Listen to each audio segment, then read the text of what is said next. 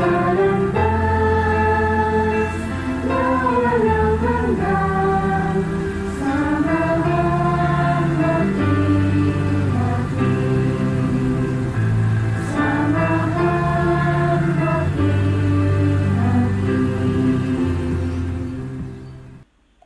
Roma 13:8-10:14. Huwag kayong magkautang ng anuman sa kanino man, kundi mag-ibigan sa isa't isa, sapagkat ang umiibig sa kanyang kapwa ay nakatupad na ng kautusan. Ang mga utos na huwag kang mangangalunya, huwag kang papatay, huwag kang magnanakaw, huwag kang mag-iimbot, at kung mayroon pang ibang utos ay nauuwi sa salitang ito: ibigin mo ang iyong kapwa na gaya ng iyong sarili. Ang pag-ibig ay hindi gumagawa ng masama sa kanyang kapwa.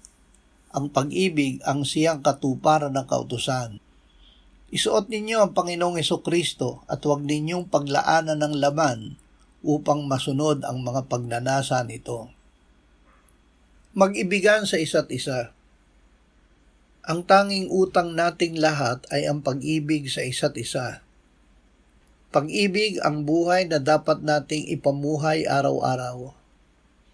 Kung tayo ay umiibig, ginagawa na natin ang hinihingi ng kautusan.